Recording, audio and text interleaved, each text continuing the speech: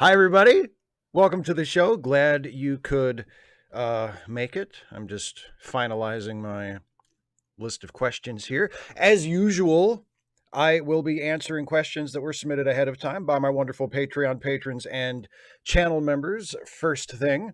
So if you are watching and you're in the live chat and you have something you're just dying to ask me in the live chat, please hold on to it until I get through the member and patron questions, and then I will spend the rest of the show hanging out with the live chat, and we can talk about whatever you want. So, CMAC, did you send 4 edits? I should double check and make sure that I got your most recent one. Let me do that real quick and delay the show even more, because sometimes I collect the question too early and I don't get the most recent version, and then I have to hear about it later from from the wonderful people who give me money. Let me just double check. Uh-huh,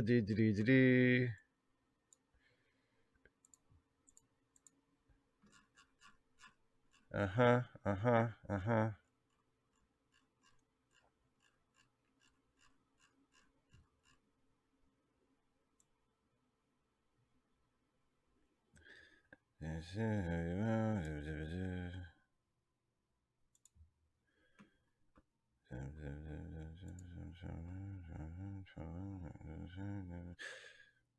Okay, I think I got the most recent one.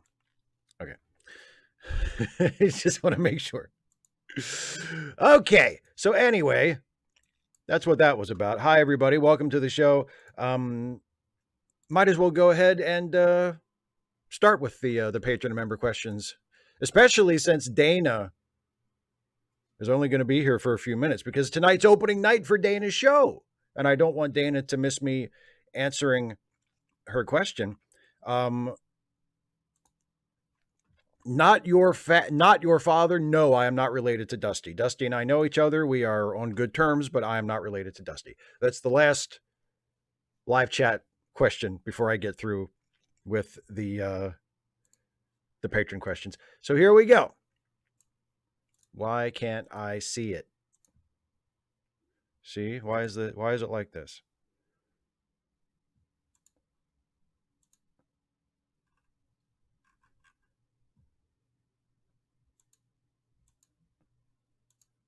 Why can't I see it? I can see it before. You see what happens?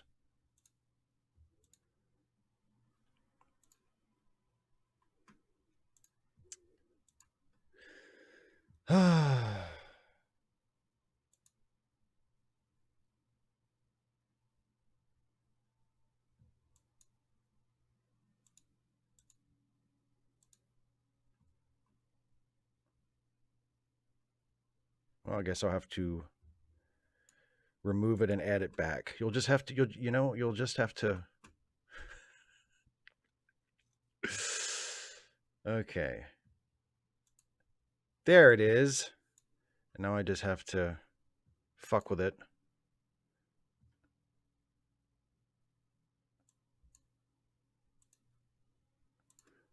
Okay.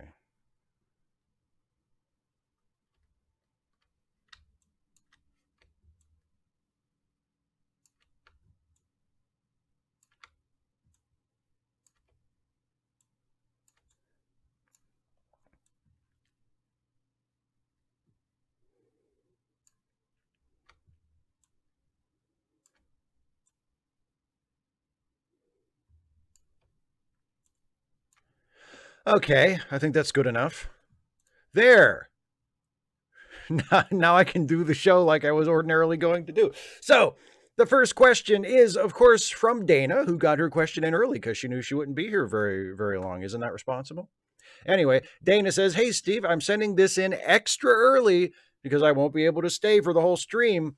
By the time you read this on the live stream, I'll be getting ready for the opening night of Anne of Green Gables. I know you've been working on sending voter postcards. Did you know you can set up your own voter registration portal? Go to whenweallvote.org/voting squad to sign up. Share your link, and you can see who has registered to vote thanks to you. Your link also includes a form. that allows people to plug in their information and see if they're already registered, and if so, where. There's even a leaderboard where you can track your voter registrations compared to other organizers. I think you and Jason should sign up and have an old man grump off between the two of you. P.S. While I don't have the reach that you do, I have already set up my voter portal at weall.vote/DanaCole. So please tell tonight's audience that they can check their registration right now at my link. Happy Friday. And Dana's voter portal link that she mentions in her question there, weall.vote/DanaCole, is included in the description of this live stream you are watching right now. So please feel free to go to weall.vote/DanaCole and check out your voter registration and see if it is where it needs to be. Check out and make sure that you're registered. And Dana will get credit for it, which is the most important thing. Break a leg tonight, Dana. I told you that already on the phone, but break a leg tonight, metaphorically. Holly Jordan says, hiya, I just rewatched season 2 of Prodigy and had forgotten the last episode set up the synthetics attack on Mars. Should Prodigy get a third season? And given your general thoughts on Picard, what would you like to see explored? Should Prodigy continue? Well, I don't think it should touch on what happened in Picard at all. I think what I liked about the way they referenced it in Prodigy is they used it to set up what the third season, or what the premise of the third season presumably will be or would be if they do get a third season, and I hope they do, which is the Prodigy kids on a ship doing Star Trek stuff, like exploring strange new worlds, seeking out new life and new civilizations. Like they used the attack of the synths in the first season of Picard as sort of the inciting incident for Starfleet to say, you know what? Things are getting kind of dark. Things are getting kind of shitty around here. We should get back to doing some Star Trek shit. So we're going to have these kids on this ship with Admiral Janeway go do that. Right. So I hope that the third season has absolutely nothing to do with the synth attack on Picard. That was just something that was used to set up why they're on the mission that they're on. And I hope the mission is original stuff. I think that would be great. Thomas A. Kent, dear Steve, I have been a follower of your videos for a couple of years, and the variety of your subject matter is good. Lately, there has joined all the other entertainment universes is one I refer to as the Death World universe. I interface with it mostly on YouTube, but there are other venues for it. Have you seen it yet? Have you seen the origins with humans don't make good pets? I have absolutely no idea what you're talking about. But thank you very much for being a supporter, and thank you for the question. And I am very sorry that I don't have a better answer for you, but I have never heard of anything you're talking about. I've never heard of Death World Universe, and I don't think I've heard of humans don't make good pets. So my apologies for that, but thank you for the question. Eagerly awaiting Trekkie. Since it seems we're currently in a drought till next year, how often do you think Star Trek's or other franchises should release more content, shows, movies, new canon tie-in media? I will admit to being a bit overwhelmed by the MCU as of late, but I think that 3 to 4 new outings a quarter would be good. Either as a movie, limited series, or something like short treks for Star Trek. I was really hoping for Section 31 to come out as a 2024 winter show, but I think assume Strange New Worlds 3, Lower Decks 5, and Section 31 will all be next year. Anyway, what is the balance for you, and have you ever felt media fatigue? Didn't they announce Lower Decks was coming in October? I think I saw that the final season of Lower Decks was starting in October. But yeah, Strange New Worlds will be next year. Presumably Section 31 will be next year. I mean, you say that you feel overwhelmed, but then you say 3 to 4 new outings a quarter. I feel that feels a little much, whether it's movies or TV or whatever. Canon tie-in media like comics and books, I don't care about. They can release 1 million of those a month and I would never know the difference. But as far as shows and movies, like things that if I were a fan of the thing, I would feel compelled at least to check out and see if I liked it or not. 3 or 4 of those a quarter, that's 3 or 4 of those every 3 months. That's basically a new thing a month. That seems a lot to me. I feel like the way Star Trek has done it since the Discovery era kind of kicked into high gear and they started producing multiple shows, I feel like um, having enough Star Trek sort of in the can, as it were, so you can release like a season of one show and do 10 or 13 weeks, however many episodes it is, and then take a little break and then release 10 or 13 weeks of another show and then take a little break. And you maybe have like 3 new shows a year, but you know, they're all different shows, but they're all kind of under the same creative umbrella. I think that's pretty good. And that kind of strikes the balance where there's a lot of new stuff coming out, but it's not the same show constantly all year. And you don't have, there's not that problem of how can we miss you if you won't go away, you know? So you do have to wait for new episodes of this particular show, but then you have other shows in the same kind of franchise that you can sample and see if you like or not. And it kind of keeps things fresh and you don't feel like overwhelmed by it. But yeah, 3 to 4 new outings a quarter sounds ridiculous to me. I would not be watching if there were 3 to 4 new Star Trek shows or movies every 3 months like that for, yeah, no. 3 to 4 new outings a quarter is way too much. 3 to 4 new outings a year is good for me. Some random geek who hates capitalism and also hates how many people support capitalism, even progressives. Where is this anti-capitalist streak coming from all of a sudden? First of all, Joanna had a negative bank account as of Monday this week. I gave her money, but she always needs money. Phoenix will always need money since they have no income and still have bills. They also lost their bank account a few weeks ago. Hopefully, they won't lose their Section 8 voucher for their apartment. But at this point, since they have lost so much, it might only be a matter of time. I wish I made $2,500 more each month to support both of them and the rest of my disabled friends. This is why I hate capitalism and those who support it. With that out of the way, we have established that you think Westerners wearing any non-baseball hats look silly. Yes, I do look ridiculous with the various non-baseball caps I have, but what is wrong with looking silly? What personal moral judgment do you have for looking silly? Did someone who looks silly or wearing a non-baseball hat steal your lunch money as a kid? Please tell us how you really feel. No, because we weren't allowed to wear hats in my school. So that never happened. But I guess maybe it could have if the guys who stole my lunch money maybe just put their, you know, their cowboy hats in a locker, you know, and I didn't realize it. Maybe that was the problem. But no, nobody stole my lunch money when I was a kid. Everybody knew not to fuck with me.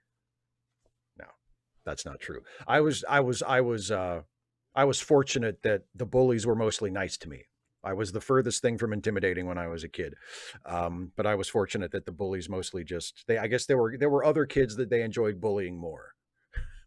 So I never got my lunch money stolen or anything like that. But yes, I suppose that would have been the seed of a lifelong trauma if I had had my lunch money stolen by someone wearing a non-baseball hat.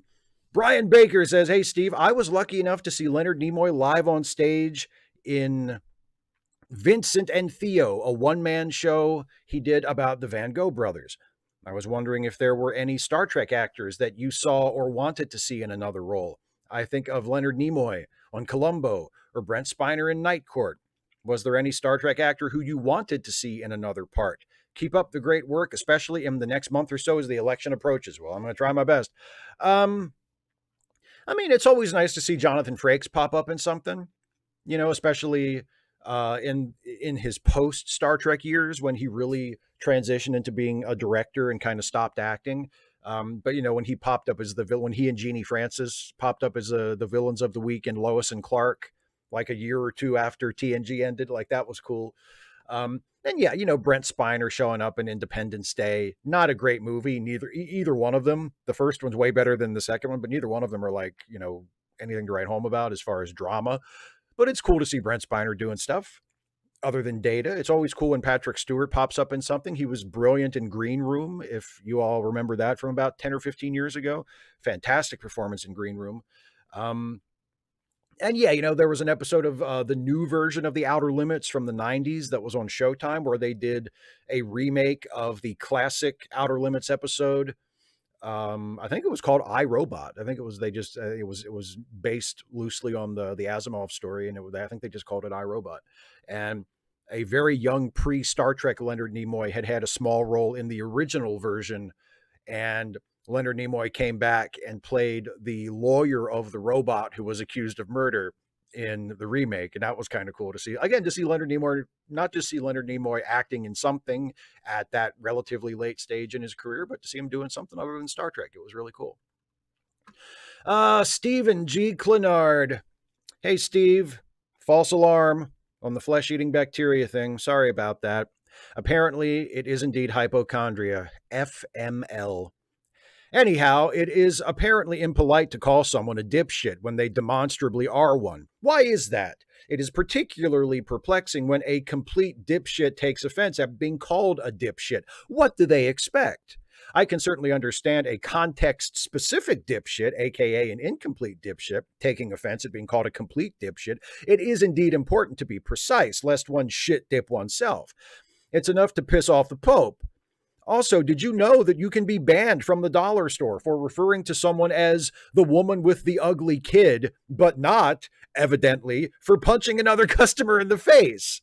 What has this world come to? Finally, do you know of any non-surgical treatment for a deviated septum? Asking for a friend. I think it's just this, right? You know, you just put your fingers on either side of your nose and you just go like that. Isn't that how they always do it in the movies when someone has like a busted nose? They're like, I can fix this. Give me a second. And they just go quick. And it's just do that. Just do that. Simon Moody. Hey, Steve. Easy one this week. I've always loved the underhanded, murky morals type characters. The two top examples of that in my mind would be Garrick and Londo Mollari. Which do you think is a more compelling character? Which do you personally enjoy watching more? Or if you have an alternative, who? Unrelated side comment, have you ever thought about doing a video or set of retro reviews on detective type episodes? / who makes the best Star Trek detective?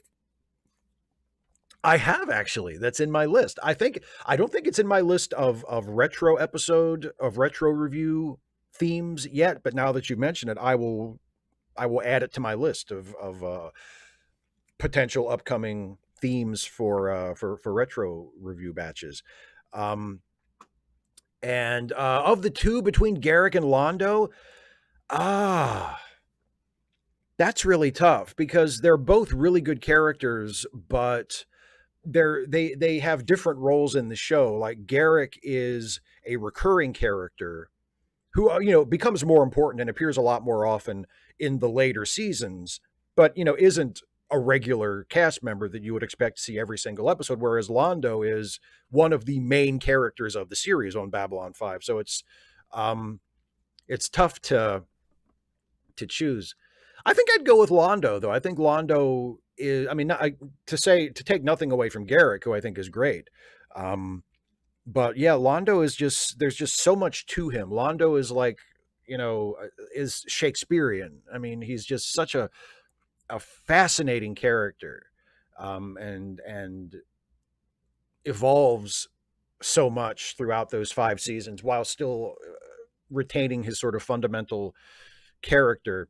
I think if I had to choose, I think I'd go with Londo. Yeah. Cassie is wondering where your Messiah is now. A lot of people wondering that. Who would win in a fight? Batsman, the man made of bats, Man-Bat, the part man, part Batman, Batman, the man who is a bat, or Batsman, literally Babe Ruth wearing a Batman costume. Well, Babe Ruth would win every time. Especially if the other people he was fighting were standing between him and either liquor or food or a sex worker. Put one of those, or if you really want to see some fucking carnage, put all 3 of them on the other side of the people that Babe Ruth in a Batman costume would have to be fighting, and it's not going to take long, but it's going to be tough to watch because Babe Ruth in a Batman costume is going to fuck those people up. Yeah. He's going to pick up Batman, the man who is a bat, and he's going to use him like a baseball bat, and he's going to destroy everybody else, and in the process also destroy Batman, the man who is a bat as well. It's going to be ugly. Don't get between Babe and his booze or his girls or his food. just because you're asking for trouble in the form of death, in the form of a horrific death. General Contact Unit Problem Child, your dog beating to death vid reminded me of an unpleasant experience I had years ago. I found a seagull with a broken wing. I had no idea how to care for it or where to send it, especially at that time, but I felt bad leaving it to be eaten alive by foxes or whatever. I tried to stab it with a stick, but couldn't aim properly, so I ended up hitting it in the head until it went still. I have never killed an animal before or since, and I hope I never have to again. Afterward, I felt, the only word I can think of is soiled. Even though I just wanted to spare its suffering, I still felt dirty. The experience made me think that anyone who can directly hurt an animal, i.e. with their hands or any handheld weapon, without feeling the same way, let alone enjoy it, is fundamentally untrustworthy. Is that reasonable? P.S. I went there myself and the sign has not been fixed. Also, the fish cakes are too small, barely palm-sized. And then there's a picture. Look at that. Look at those fish cakes. I agree. Those fish cakes are too small. And are those French fries, aka chips, as you call them? Are they cooked all the way? They look a little light. They look a little blonde for me. I prefer my French fries / chips to be not dark brown, but just have a little darker color to them. But anyway, yeah, the fish cakes look like bullshit. And yeah, no, I agree with you. I think people who are too comfortable or even enjoy harming animals, especially adults, but I mean, kids too, that's a huge red flag. That's something you want to step in and say, okay, we need to deal with this. But especially if you are an adult and you still have no conscience whatsoever about hurting an animal, yeah, I think I would not want to spend time around such a person. I think that's reasonable. Andy Lawler, who is looking for a traditional Ohio Labrador fricassee recipe. Siala Alachua, Steve. I think that's how that's what Andorians say when they're about to drink a toast. Siala Alachua. You often mention your baseball fandom. Sorry about the Orioles historically, but your boys are doing better than my Cardinals. Are you a fan of other sports? I'm big on various forms of football, especially American and Canadian gridiron football and Australian rules football, but not soccer. As my Brisbane Lions are in the Australian Football League grand final tonight, as you record this, I thought I'd ask. You're in an NFL heavy region. Any love for the old pigskin? Thanks and have a great weekend, everyone. I absolutely detest football. I would wipe it out with a wave of my hand if I could. I absolutely abhor it. I think it's a terrible sport. It's ugly. It's violent. It's graceless. It's not fun to watch. It exemplifies all of the worst parts of modern American society. I would sandblast it from our culture completely if I could. I hate it. I hate the NFL and American / Canadian gridiron football. I absolutely despise it. So, no love for the old pigskin. David Colby, still in training. I couldn't make it to the last live stream, so I'm just going to imagine Steve's answer to my question was, wow, David, you're so smart and clever and handsome too. I think you're right. That was close. I think I've essentially said that in so many words. I finished my first 3 days of post office. It's all been training so far, and my main takeaway is we should nationalize Amazon and FedEx at gunpoint. Did you know the USPS just fucking carries 90% of their packages 90% of the way because we're federally mandated to do that? And I have to spend my Sundays sorting Amazon's bullshit? Fuck them. Fuck Jeff Bezos, or Jeff Bezos, as Dana would say. That website should be amazon.gov, and every Amazon worker should have my pension, healthcare, and federally mandated retirement savings account. Also, the main thing I've learned in training, wear your goddamn seatbelt. I had to watch 5 incredibly graphic recordings of post carriers getting absolutely mulched. Jesus Christ, 5? They couldn't just pick like the grisliest one and say, you'll have learned your lesson after this. They felt the need to emphasize the point 5 times over. Well, hopefully you'll wear your goddamn seatbelt. Why are you not wearing your seatbelt already? Don't you wear your seatbelt? Who doesn't wear their seatbelt? I always wear my seatbelt. I wear my seatbelt when I'm backing the truck out of the garage. Anyway, I actually did know that about the post office carrying Amazon packages and stuff. Yeah, it's ridiculous. It's it's ridiculous, especially when you see how incredibly profitable Amazon and FedEx, especially Amazon, are as private companies, and they're able to rely so heavily on the United States Postal Service. It's absurd. It's absurd. And then they piss and moan when their workers want to unionize. It's ridiculous. Um, John Burns. So I was thinking about the Communist Manifesto. Oh my God. Okay, this could let's see where this goes. The free development of each is the condition for the free development of all. Marx and Engels propose the following transitional policies: the abolition of private property in land and inheritance, introduction of a progressive income tax, confiscation of rebels' property, nationalization of credit, communication, and transport, expansion and integration of industry and agriculture, enforcement of universal obligation of labor, and provision of universal education and abolition of child labor. Which of these 10 planks does the U.S. not have? 3. Abolition of inheritance. This is the one plank that has not been adopted. Trump, who began his business career by inheriting about $400 million, knows well. Looking through the other 9, I think Marx's vision has done very well, but I think there were systems that needed to evolve since Marx that he couldn't foresee. Also, driving 75 miles an hour, Autobahn, no speed limit. You were driving 75 miles an hour while you wrote this question? That seems dangerous.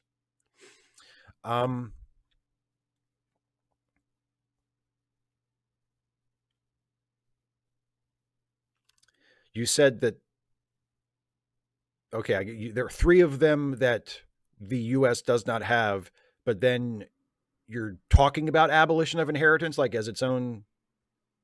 But because we don't have, you said 3, but then you talk about that's the one that we don't have. But also, I mean, there is no, well, I guess you could say universal obligation of labor just by default because everybody is forced to work in order to trade their labor for necessities, but there's no universal obligation of labor in terms of like nobody, there's no law saying everybody has to work a certain amount of time or, everybody has to contribute a certain amount to the labor force. We don't have that. We don't really have nationalization of credit, communication, or transport. I mean, those things aren't directly owned and controlled by the government. They're treated differently, especially communication and transport. Like they're treated differently, but they're not like they're not nationalized industries. The government doesn't directly run them. So I'm honestly, I have, as is often the case, I have no idea what you're talking about. But yeah, I mean, I do agree that I can't speak with a lot of authority on this because I've never read any Marx. So I don't know for myself exactly what he says, but I would agree in principle that there were things that he couldn't foresee when he was writing in the 19th century, and therefore his views probably would need to evolve in order to be implemented in today's world. And I think most modern leftists would agree with that. Agent Meister, who just wants his phone call. Peldor Joy, Steve, The Dark Knight. My God, what a film. And you've let slip your soft spot for it over the years. I always enjoy when you gush about something you love, and I would be grateful if you would do so over this masterpiece. It always sticks in my mind, sometimes for weeks after I see it. To quote Morpheus, it's like a splinter in my mind. The interrogation scene is my favorite. The tension builds and builds, and then finally explodes as the Joker finally has Batman over a barrel. He has nothing to threaten the Joker with. And when you see Batman's fingers, it's like he can't decide whether he wants to hit him or strangle him. And that last scene with Batman on the Batpod always makes me feel like I could run a marathon. I'd love to hear what you love about this movie. Any favorite scenes of your own? And is there anything about it you would have done differently? And to think it would only be 8 years before we got the DCEU's take on the character. Talk about going from crystal to crap.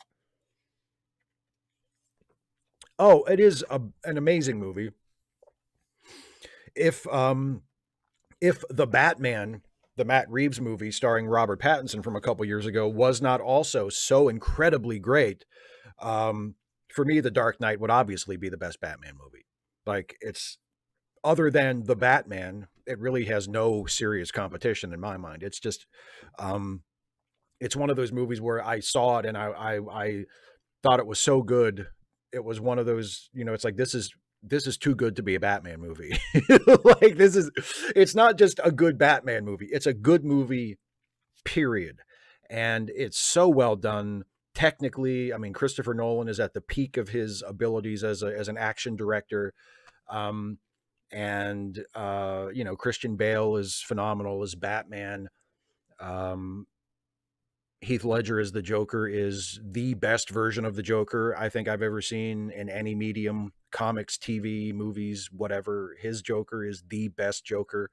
Um, and yeah, it's audacious, it's smart, it has amazing action scenes. Um, it's it's just a really, really great crime movie with Batman, that's a lot of people have said that, but that's what it is. And that's to me what makes it so great. It's like an amazingly well done crime movie that happens to be about Batman. It's brilliant. I love The Dark Knight. I feel like now I'm going to have to go and I'm going to have to watch it again soon. Now you got me thinking about it. Isaiah Taylor, hi Steve. I'm typing this right before I die in this hurricane, so I can't wait to hear your response in the afterlife a few days from when this message was typed, Thursday. So, for the first time, and given your love for comic books, here's my question. I've seen YouTube vids about American pop culture following 9/11, in particular, DC and Marvel superheroes and villains, putting aside their differences and condemning the attacks. And I saw similar works of superheroes bowing in respect to nurses, COVID. What do you think of that kind of subject? Also, if you were a filmmaker, how would you have made an early 2000s superhero film / TV miniseries about DC or Marvel superheroes helping New York City first responders during the crisis? What themes, elements would you incorporate? Would Wonder Woman's Alexandra Daddario trade her Wonder Woman uniform for a nurse scrub? What would Doc Ock be doing? Superman's laser eye beams are, well, the obvious for cutting up steel beams. Thoughts? Wish me luck. I hope you have survived there. I think I saw you in the chat before I clicked over. So I believe you have survived the hurricane, at least to this point. So I'm very glad to see that. I remember the post 9/11 issue of Amazing Spider-Man that was written by J. Michael Straczynski, who was the regular writer of Amazing Spider-Man at the time, and with art by John Romita Jr. And I remember thinking that was great. Like, that was really well done. I liked that a lot. And there was a little bit of, heroes and villains putting their differences aside. There's a really memorable panel of Doctor Doom surveying the damage of 9/11, and he has like a tear in his eye. Like, he's so moved by the destruction, and the message being like, even someone as evil as Doctor Doom would never do something like this, right? And I think I have no problem with that. I remember comic nerds at the time, not everybody, obviously, but some people, the same kind of people that cause the same kinds of problems today. We're like, why would Dr. Doom care about 9/11? Dr. Doom's done way worse stuff than that. Shut the fuck up. Shut the fuck up. Like, get your fucking nose out of a comic book for once in your life and try to view art on something other than the most literal fucking level, right? Like, it doesn't matter if within the Marvel universe, Doctor Doom has done or tried to do things worse than 9/11. That's not the fucking point. The point is 9/11 really happened to real people, and this is the superhero comics using their world and their art and their characters to comment on that, to send a message to the readers in the real world about that, and to put it into a context, and to try to show humanity and compassion, and use art in a way that will hopefully be encouraging and reassuring and healing to people in a time of crisis. And in comes you fucking know-it-all comic nerds go, but Dr. Doom wouldn't care about 9/11. Shut the fuck up. So I have no problem with that kind of thing at all. I actually like it when the circumstance is right and it's done well. I like it when there are moments in a comic book story that are obviously speaking to things outside of the comic book world in a very different context, like not the context of a real world tragedy at all. But I love the panel in Batman: The Killing Joke when Batman goes to visit Barbara in the hospital after she has been shot by the Joker, and she's unconscious and she's in the hospital, and Batman looks next to the bedside table. No, he goes to visit Barbara in the hospital, and then I think he goes back to the Batcave. It's either in the hospital next to her bed, or it's back at the bat. It might be in the Batcave. That would make more sense. It's been a while since I read The Killing Joke, but I remember after, in the context of that, in the context of Barbara being shot by the Joker and really seriously injured, there's a panel of Batman looking at a photograph of the Bat family from the Silver Age, from the 1950s, and it's Batman, um, and like the hands on his hips, short ears, big grin, like Silver Age Batman. It's Batman and Robin and Batwoman and Batgirl, like the original Batgirl, which isn't even Barbara, right? And like Batmite and Ace the Bat Hound, like it's the cheesy, silly 1950s, early Silver Age version of the Bat family. That technically, in the era of that comic, for this version of Batman, doesn't exist. Like this version of Batman, looking at that picture in The Killing Joke, strictly speaking, if you take it completely literally, never experienced this. That's not his life. That's the Batman of a completely different Earth who had that life.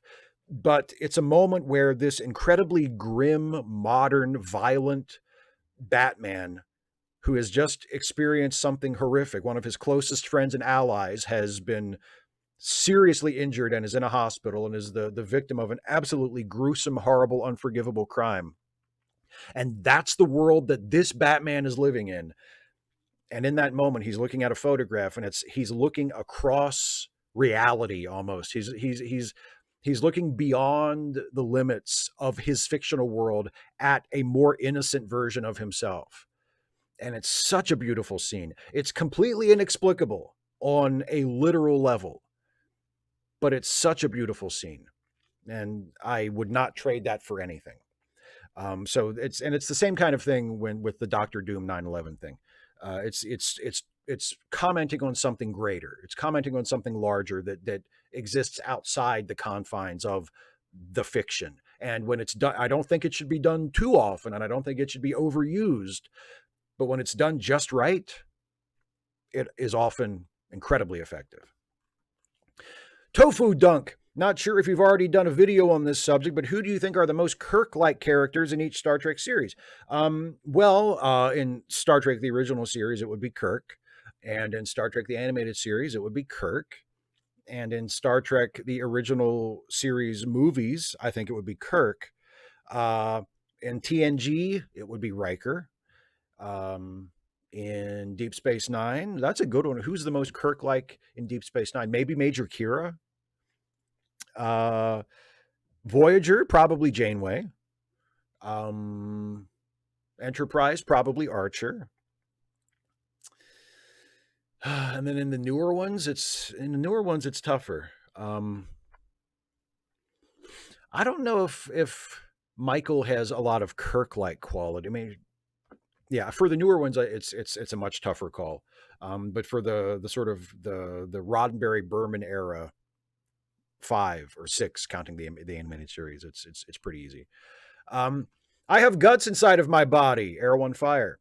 Hi, Steve. Because of you and Dr. Acula, I have watched at least 56 new movies this year. You two have turned me into a movie person, and I will never forgive you.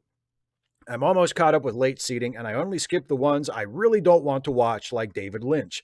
This October, I'll be watching a butt ton of horror movies, so could you please recommend me some horror films? Not actually scary ones like The Exorcist. They are too scary, but just fun, classic, or just good ones. I already have a lot of classic Universal and Hammer on my list. I just watched What We Do in the Shadows. It was awesome. And if you'd like something quite similar, I recommend Lullaby or Kolysanka from 2010, a Polish movie about Polish vampires. I would love to hear your opinion on it on Late Seating Uncut. Have a very gory and spooky month. And from beyond the grave and by the hammer of Grabthar, best wishes. Well, if you've already gotten into the Universals and the Hammers, the next obvious step would be the Val Lewton movies from RKO, from roughly the same era as the Universals. In the 1940s, RKO did a series of horror movies produced by Val Lewton that are, I mean, the original Cat People is one. That's probably the most famous one. But just look up Val Lewton on Wikipedia or IMDb and check out his filmography of the movies he produced and see if any of those strike your fancy. Because those are, they're not as well. I mean, they're very well known among movie fans. They're not as well known to the general public as the Universal monsters, but they undeniably have a great appeal, and especially the original Cat People I like a lot. So I would recommend checking out some of the Val Lewton ones, or maybe some of the lesser known Hammers, because there are so many Hammer movies, and they did ones. There are like more sci-fi tinged Hammer films from the early 50s before they shifted mostly into horror. And then there's so many Hammer horror movies from the 60s and 70s that are largely forgotten, or at least aren't as well remembered as the like Horror of Dracula, Curse of Frankenstein, that sort of thing. But yeah, look up Val Lewton and check out the original Cat People. See if you like that. Shazy, hi Steve. As an unfortunate recipient to vast amounts of online harassment over the years, what advice would you have for activists willing to make themselves more visible on social media, and if applicable, demonstrations in real life, to better platform progressive policies and challenge neoliberal narratives and regressive political agendas? Personally, I'm learning as much as I can about cybersecurity and best online privacy practice, as I consider social activism and the use of technology to be closely intertwined. The latter must be used properly for the former to be most effective. I would love to hear what insights of your own you have to share. Thanks. Well, I mean, I can't really offer you anything as far as like actual real world organizing, because I've never done that. But in terms of being like sort of putting yourself out there online and being able to guard against online harassment and such, just watch yourself. Just be careful about what you put out there. Be careful about what details you make public. Like personal information, details about your life, etc. Just be careful.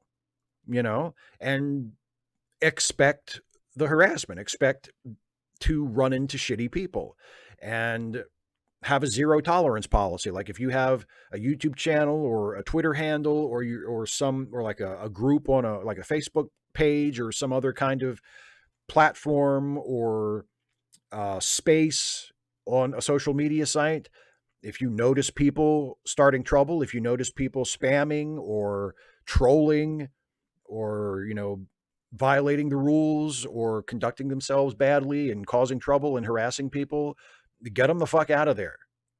Use the block feature liberally. Block with a heavy hand and do not feel bad about it. Police your spaces. Make sure that they are safe and usable for the people that they are meant to be for. And anybody else who tries to come in and start shit, get them the fuck out. You don't owe them a thing. You don't owe them a platform. You don't owe them the time of day. Get them the fuck out. That's really all I've done. Like I've tried to keep a close eye on my comment sections. I've tried to keep a close eye on my Twitter feed and my Facebook profile and the various social media sites that I've used over the years. And if somebody shows up and it seems like they're just there to troll or to start shit or to harass me or anybody else, they're fucking gone. Like as soon as I see it, no second chances, no strike three, strike one, you're out, motherfucker. That's all that I can really recommend, because that's the only thing I have experience with. CMAC, who is submitting just after noon on Friday. Yes, in East Coast time. Greetings, Steve. I hope you're well. I've been enjoying your guest spot on Dollamore this week. Well, to my question, as I've mentioned, I've been phone banking for the Harris Walls campaign in my home state of PA. But you don't have to live here to phone bank here. And then there's a link, mobilize.us/2024 PA victory/event/622903. There's 2 shifts daily. So there you go. If you want to phone bank for PA, you can pause the live stream at this point and make use of that website. It has been rewarding, and I've swayed some voters, but the last session was a bit disheartening between the hang-ups and the Trumpers. People, seriously, if you don't get out and vote for Harris, Trump will win. They are not the same. Gah! People will suffer more.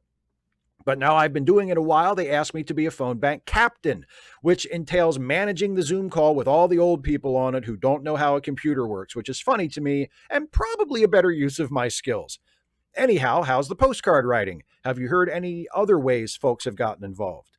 I don't know if she's had time to do it yet, but I know Dana has been intending to go, to actually go door knocking. But I don't know if she's had a chance to do it yet. The postcard writing is good. The nice thing about the postcard writing is they're never going to ask me to be a captain. I'm never going to have to assume any more responsibility other than writing those fucking postcards. It's going well. I still have quite a few to do, but the number I have to do and the time I have left to do them are very nicely balanced. Like the ones I'm writing don't have to be in the mail until October 24th. And I have few enough of them left that it'll be a breeze for me to get them done between now and then. So I'm in a good place with them. I mean, it's tedious. When I do it, I try to do them for an hour or so at a time. I just do one page of addresses, and it usually takes about an hour to get through all of those. And then I call it a day, and I come back the next day and do another one.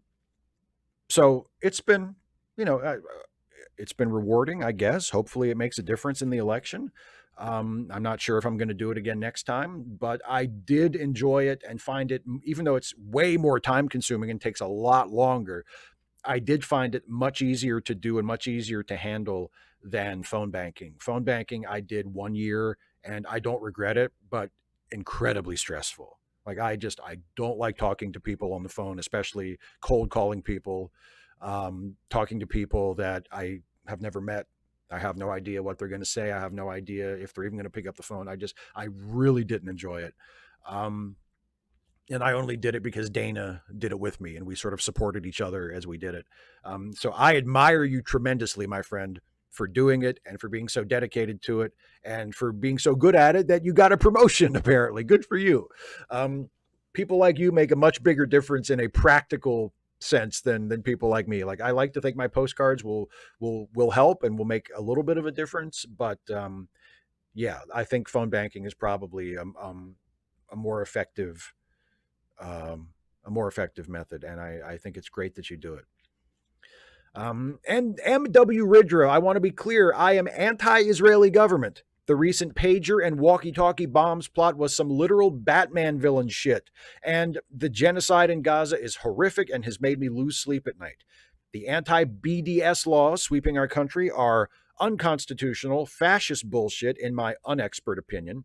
However, this week, I was an hour late to work because some anti-Israel protests were blocking the freeway. I was sitting there wondering how that helps. Honest question, not rhetorical. I genuinely don't understand how it is supposed to change anything.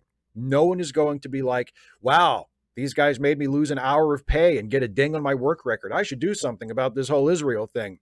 It doesn't even make the news anymore. I Googled it and couldn't find a single article about the protests blocking my freeway that day. There was a local news tweet about the traffic impact, and that was it. Am I missing something? It doesn't seem like sound strategy to me. I don't think it is. But I think a lot of people just feel helpless. A lot of people feel, well, shit, I have to do something because the situation is so horrific. I mean, what's happening in Gaza is horrific. And now it's expanding beyond. Now, like you said, the fucking exploding pager attack. It's so bleak. And there really is nothing that we as private citizens can do about it. That's the truth. There's nothing that we as private citizens in the United States can do about it. It's out of our hands. It's beyond our power. The best we can do is use what little power we have to try and get a better situation than the one we have now. But we do not have the power to stop it. We don't even have the power to stop our government's involvement in it. And a lot of people don't want to accept that. And it's good. Like, it's good that they don't just roll over and give up and say, well, to hell with it. I mean, it's good that they remain engaged and they still care about it. That's vital. But the truth is, I don't think those kinds of protests really make any difference at this point. And that sucks to have to say that. And I know the people that are involved in them would not want to hear that. But I don't see how you can argue that that's the case, you know? But do I know what else they should do? Am I going to tell them to stop doing it?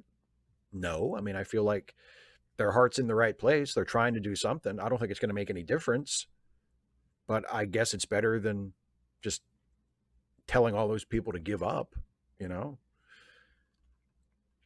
A patron of the young and upstart, Joan Rivers. I thought that the Gutenberg press was an integral part of educating the masses by making the gift of reading accessible. Prior to its invention, the poor were spoon-fed info by the elite, mainly how to interpret the Bible, like Eve's apple, the gift of words, unlocked knowledge, and here we now are mostly benefiting from that gift. I say mostly because from that knowledge came what I call the anti-Gutenberg press, aka the internet. The internet is a widely accessible tool for learning, but sadly many misuse it. It allows one to validate beliefs by connecting with others with the same beliefs, allowing idiots to practice knowledge. Critical thinking is the key to unlocking knowledge. Sadly, many choose to jimmy the lock in a rush to be smart and end up revealing their ignorance. It validates conspiracies, perpetuates half-truths, and fosters misinformation. QAnon and InfoWars are examples. I'm not calling for the internet's end, just for its prudent use. After all, it does give us you. Well, thank you. I mean, I feel like the internet and the printing press are not that different in this respect. You can use the printing press, and many have used the printing press over the centuries to print propaganda, you know, to print lies, to print dishonest things, defaming things, things that have whipped up public sentiment against marginalized groups or against people that didn't deserve it. It's just that with the internet, you can do that a lot quickly with a lot fewer resources, you know, and whip up a much larger mob than you could if you just had a printing press and whoever you could hand your pamphlets to, you know. So I think they're the same in that respect. It's just a difference in scale. But I mean, I do agree with you. There is a good side and a bad side. I would not be so you know, immodest to count myself as, well, I'm part of the good part of the internet. I mean, I would like to think so, but I don't really count for much in the grand scheme of things. But there are the internet is a tool, and some people use it for good and some people use it for bad. Just like the printing press, only with a much bigger potential audience. Joe McClory, there is something about this election that I feel like most people are not bringing up, that Trump is so uniquely a bad choice for president that even a clone of Trump with the same platform would be a better choice. His actions to deny and undo the 2020 election must be punished sternly, or it sets a dangerous precedent. And I am not even a retribution justice person. But the one case where that sort of justice can work is where people believe that they can get away with harmful behavior, proving that they cannot reduce that behavior in the future. The system has enough flaws already, but showing that there are no penalties for fraud and even violence to end around the system has to be stopped. The idea that the election is not only for the next leader, but also if Trump will or will not see justice for trying to steal the last election is absurd. The fact that he will likely be in the Oval Office or a jail cell is an indictment to the system. Thoughts on this? Well, I agree with you. And the thing that is the most upsetting about it is this: when you say the system, it's not just the legal system or the electoral system or a system that we could theoretically change and reform and improve through fairly direct means, right? Like if we identify the flaws and the loopholes in the electoral system, in the legal political system that someone like Trump has been able to exploit to rise to prominence, like if we can gather enough political will, we can fix that. We can pass new laws. We can pass new regulations. We can change the way certain things work. because it all sort of proceeds from a plan, from a written blueprint, you know? But that's not the only part of the system. It's also the media. It's how the media treats Donald Trump and legitimizes him and normalizes him and promotes him and treats him like any other presidential candidate when clearly he's not. And clearly it is incredibly dangerous and incredibly damaging to do that. But how do you force the New York Times to cover Trump better? How do you force Fox News to stop being so in the tank for Trump? How do you force networks like CNN, which theoretically are supposed to be an antidote to Fox News? CNN they're supposed to be like, oh, we're just reporting the news. We're not, caping for one side or the other. When for all of their occasional protests to the contrary, they sure seem completely willing to coddle Trump when they calculate that it'll be good for their ratings or good for the bottom line of their network. Like, how do you fix that in a simple, direct, legislative way? It's hard to see how you do that. So some of the most important ways in which the system needs to be reformed can't be accomplished in a simple way. They have to be accomplished through long-term change, through changes in culture, through changes in priorities. And it's possible and it can be done, and I think it should be done, but it's not something that we can just say, okay, the Democrats won the election, now let's pass this law and this law and this law, and that'll take care of this. Like, it's not that simple. And that's, to me, what's going to be so challenging about how we navigate the what we all hope will very soon be the post-Trump era, and making sure that someone like Trump can't happen again, or at least can't happen again anytime soon. It's not just changing the way we run elections or tightening up campaign finance laws or doing anything that we could conceivably do legislatively if we had the votes to do it, which is a whole nother issue. It's also changing the culture and changing the way we think and talk about and report politics in this country. Russell, hey Steve, I would like to comment further on my intent behind the comment I made about your Star Trek V video. First, I know it's because I got the days mixed up in regards to thinking initially I was referring to your Trump video. I would have at least thought by now you would know how much I despise that man. Oh well, but I was referring to your Star Trek V video, and when I called it contentious, let me emphasize that yes, Star Trek is a work of fiction and is a matter of opinion. However, from one Star Trek fan to another, how is Generations worse than Star Trek V? I'm at a loss for words, LOL. At least Generations has all the established character arcs from the Duras sisters to Data's chip. And if you say Kirk's death, even to me that made sense that Picard would want history to remember Kirk dying on the Enterprise B. 5 has nothing, if anything, makes Sarek look incompetent. Aside, again, from one fan to another, what's so wrong with Generations? See you shortly, my friend. Generations feels like it's assembled from spare parts.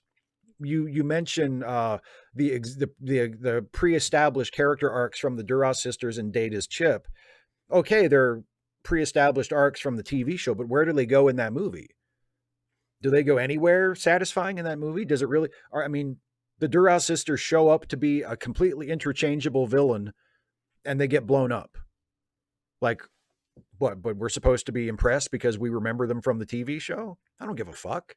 They didn't do anything interesting in the movie. They could have been anybody, Data's emotion chip, like that seems like a nice idea. At least they were trying to forward Data a little bit. They were trying to do something different with Data in the movies. It's a bold move. Hey, it's the first movie. Let's give Data his emotions, right?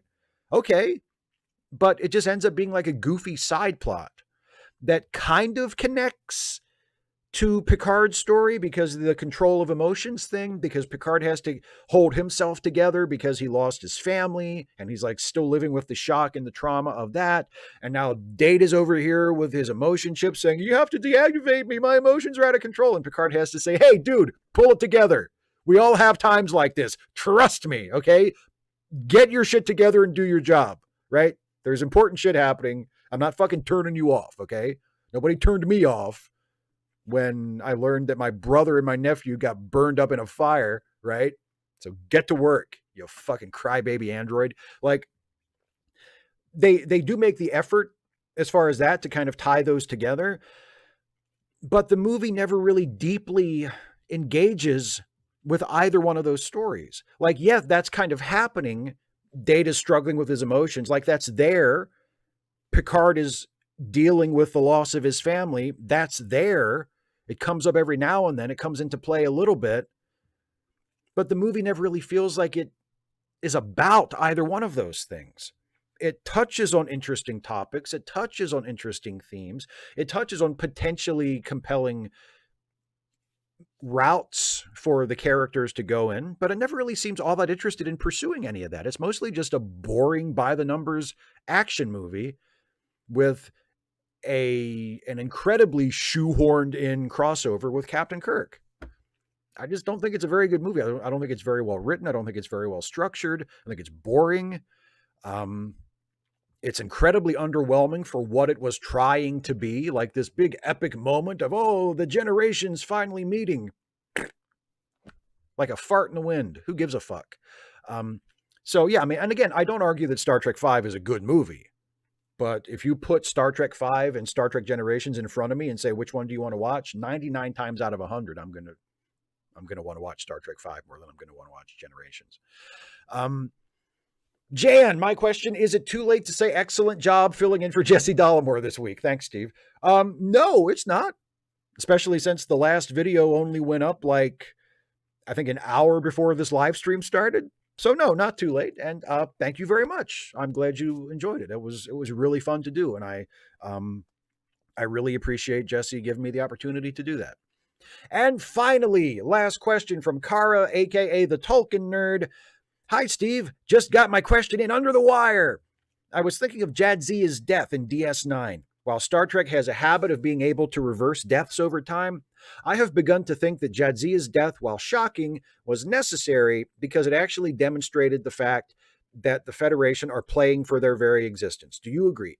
I don't agree that it was necessary, but speaking purely on a creative level, I don't have a problem with it. I'm not as upset by it as a lot of fans are.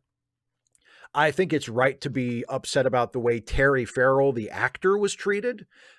I think it's right to be upset about the way she was sort of just kicked off the show because she wanted to renegotiate her contract and get paid a little more for playing one of the most important characters on the show. I think that was messed up, and I think she deserves our sympathy, and I definitely side with her in that conflict. But in terms of just what happens on screen and the death of the character of Dax, I don't have a problem with it. I think obviously, understandably, people who love Jadzia were upset because she wasn't going to be in the show anymore. People who love Jadzia were upset that she died. That's understandable. But that just means that the writers did their job. Like, you actually cared about this character so much that when the character wasn't there anymore, you were upset by it. Well, you should have been upset by it. That was the whole point. So I think it actually worked fairly well, even though, yes, it was very abrupt. But then again, sometimes that's how death is. So even that's not that big of a problem. The problem is what happened behind the scenes that led up to it. What actually happened on screen, I think I have no problem with it at all. And I agree with you. It raised the stakes. It made the Dominion War feel real and feel like, oh shit, one of the people we actually cared about is dead, as a broadly speaking, as a part of this. Like, it's not, Ducat wasn't really part of the Dominion per se at that point, but the whole general conflict of the show, like, oh shit, this is serious. If they can kill off Dax, who knows who else they could kill off. So I agree with you in general. I don't think it was necessary, but the way they did it, I thought was fine, and I thought actually helped the show and help what they were trying to do. So that's it for the patron questions. It is now time, before I turn my full attention to the live chat for the rest of the show, it is now time to favor you with a little treat, the same sort of treat that I offer at this time of the show every episode of Ask Away. It's time for a brand new Stuffy and Friends short. Now, this short will go up on my channel tomorrow as a standalone YouTube short, but because you are watching the show live or in the archived version, it doesn't really matter. You're going to see it either way. You get to see a brand new Steve and Stuffy short. So here we go. Please enjoy the world premiere of a brand new Stuffy and Friends short.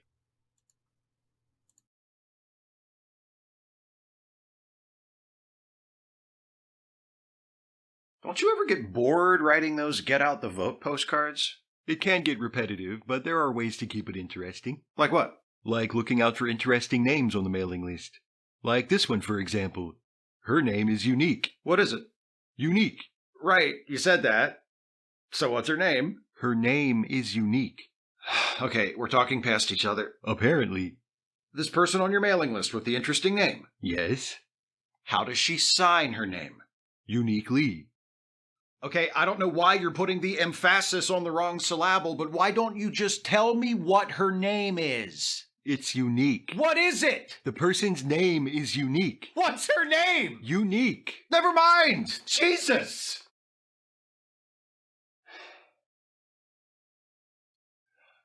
What about the next person on the list? They are August and Wise. How can you tell that from a name?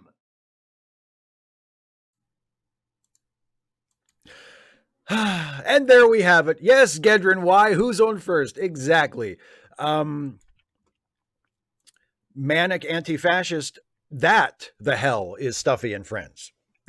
Like, all you had to do was watch. I will show you what Stuffy and Friends is. That's Stuffy and Friends. And that is actually inspired. The name Unique Lee is a fictional name that I made for the purposes of the bit, but that is actually inspired. There was actually someone with the first name Unique on my list of postcard addresses, so that's where that came from. Real life, man, real life, inspiring the Stuffy videos. Brian Miller, that's cool. Your wife's cousin is named Unique Angelique. How much did? Wow. How much did her parents hate her? Let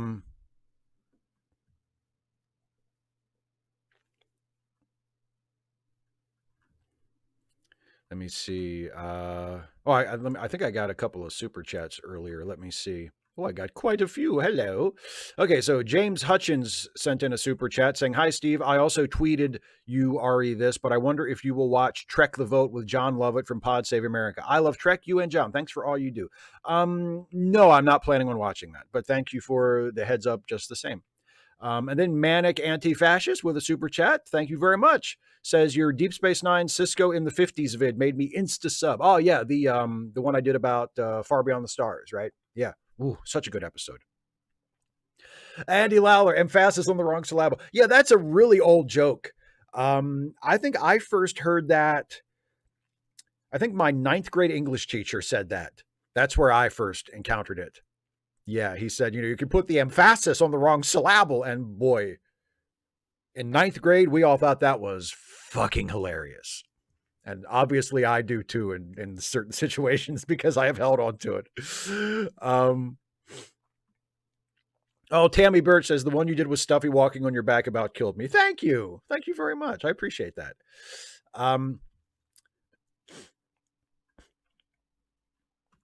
255 AD says, I don't like talking about that seagull killing story. It genuinely made me feel a sense of self-disgust. Like afterwards, imagine scenarios where people would say, I know it was like 8 p.m., but couldn't you have taken it to an animal shelter or something? Well, again, like I think I've said this to you before about stuff that you've shared. I mean, the fact that you feel badly about it is a good sign. It means that you probably won't do that kind of thing again. It means you have a conscience. I mean, I'm sorry that you had that experience, but the fact that it really bothers you, I mean, it would really bother me too if I had done that. David Colby says, to be clear, I do wear my seatbelt just as much as you. When I was in training, I said, what is this, 1964? Who doesn't wear their seatbelts? Apparently lots of people. Yeah, fair point. There, honestly, I say that, like, I obviously I said it, who doesn't wear their seatbelt? There are probably still a bunch of people that don't wear their seatbelt. I'm sure there are a bunch of dipshit rednecks who live around me who drive around without their seatbelt on. That would not surprise me at all.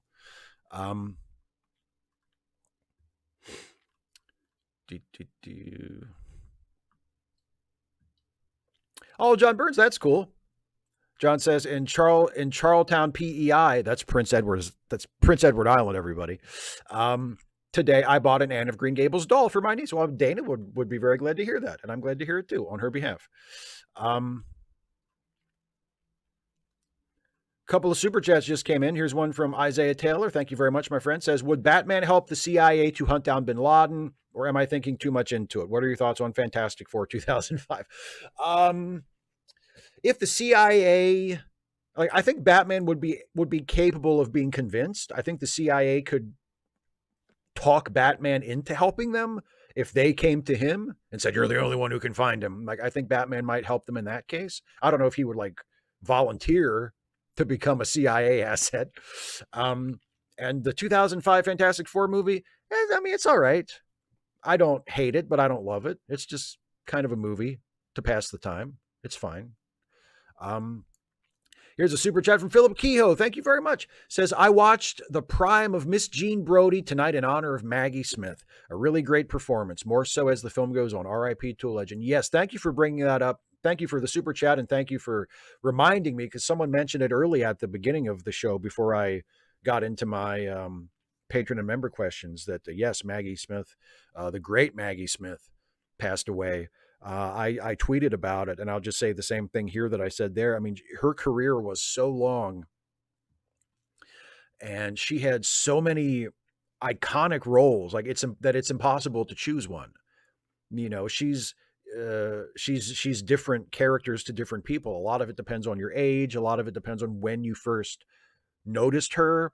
Like, for me, the first role I saw her in where I really noticed her was when she was Granny Wendy in Hook, because that movie came out when I was 11, and so to me she's always that before she's something else. You know, even though she's been in other more high profile stuff since then. I always, whenever I think of Maggie Smith, I think of Granny Wendy from Hook. And a lot of people also said Mother Superior in Sister Act.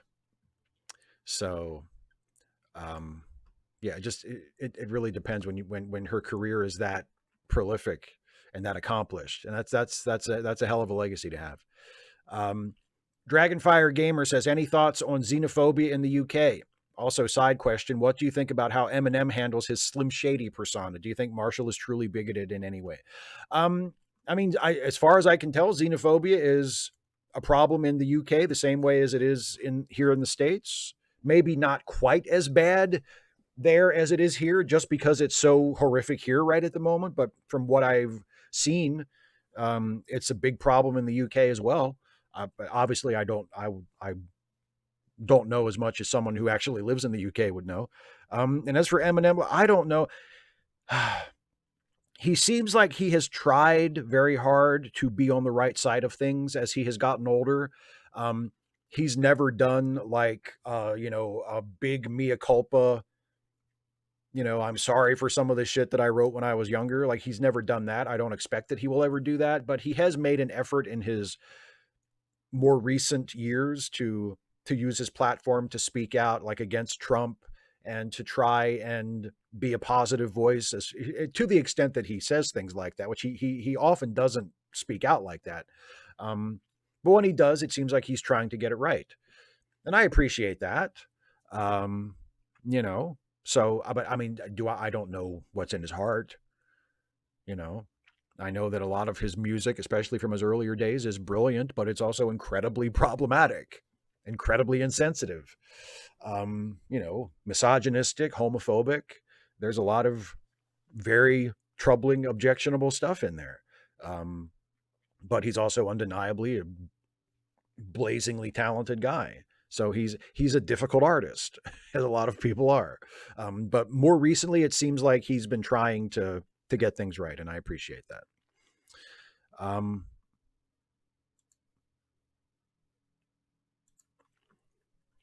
Let's see. Dragonfire Gamer, I accidentally pinged Steve Carlson earlier instead of Steve Shives. I don't know who Steve Carlson is. I know that my dad used to have a best friend from the Navy named Steve Carlson. He would come and stay with us sometimes. If he was like in town, he would spend a couple of days with us. It was like once a year, Steve Carlson would come and visit. Oh, 255 AD says, on a lighter note, the chips did go cold kind of quick, actually. So it has some 4 point, somehow it has a 4.2 on Google reviews. Well, somebody must like it. Um,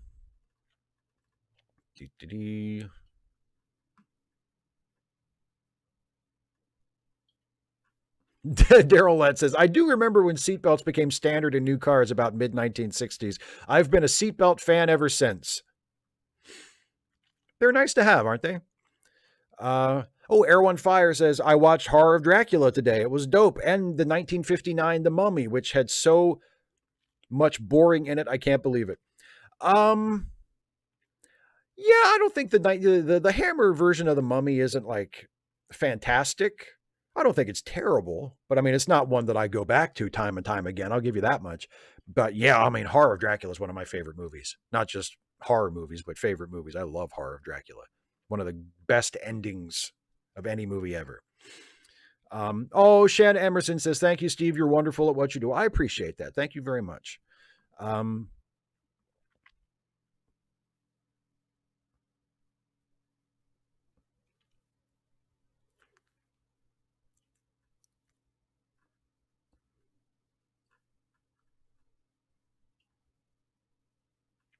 Yeah, murder by death. Yes, people are mentioning murder, Maggie Smith and murder by death. Yes.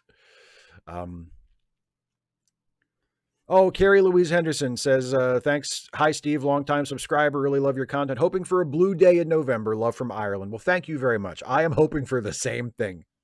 I am very much hoping for the same thing.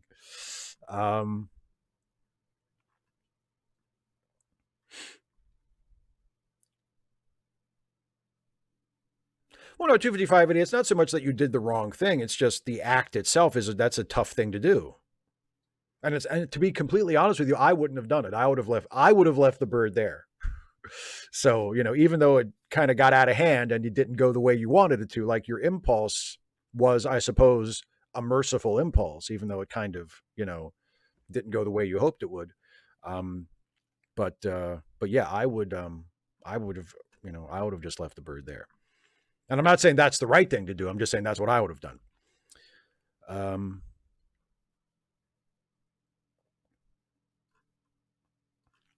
Kirak 2011 with a member message. Say what you will, Steve. I say Insurrection was better than both Generations or Star Trek V. Even better than the motion picture. Thoughts? Of course, you hit the nail on the wall. Nemesis was the actual worst. I'll go with you. I know I like Insurrection. I think and people who have watched my Star Trek videos for a while know I like Insurrection. I would say Insurrection is better than Generations or Star Trek V for sure.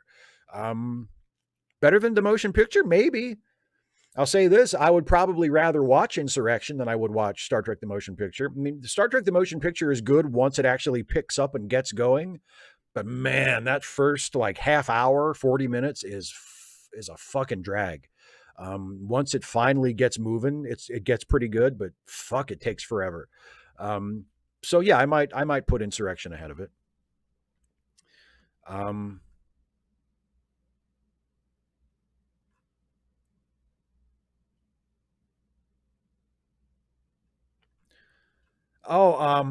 Sean O'Sullivan, is it true Chicken Maryland is unknown in Maryland? I don't think I've ever heard of it. 255 AD says, what would you say to someone in the UK who thinks a Trump second presidency won't affect them? I've had this argument with family multiple times. Is the UK on planet Earth? Is the UK part of the world? Is the UK not one of the closest allies, if not the closest ally to the United States? How would Donald Trump being the president of the United States not affect the UK? It doesn't make any sense. We're an interconnected community. Of course, whoever the president is would have an effect on the UK. Harry Behemoth with a super chat. Steve, did you hear 3 Mile Island is back, baby? Congratulations. Be careful this time. Isaiah Taylor with a super chat. Thank you again, my friend. Generations did have a fantastic lighting palette. Yes, it did. I mean, at least I thought some of the scenes they went way overboard with the dramatic lighting, but in general, I think the attempt to light the Enterprise sets, especially more dramatically for film instead of doing just like the flat one-dimensional TV lighting, I appreciated the effort. I appreciated that they didn't try to just make it look like the TV show, even though they were using the same sets and stuff for the Enterprise. I appreciated the effort, and sometimes it worked really well. I think most of the scenes on the bridge look really good, but I feel like the scene in Picard's quarters when Troy comes in and finds him looking at his photo album, I feel like whatever they were going for didn't quite do it for me. Um, I think that was a little too dramatic. I guess they were going for natural light from the star out the window, maybe, but it looked a little too much like he was, like on Earth at sunset or something. Looked a little too like they were going for some kind of a golden hour thing, which doesn't really work in a spaceship. But for the most part, I thought the lighting changes for Generations worked pretty well.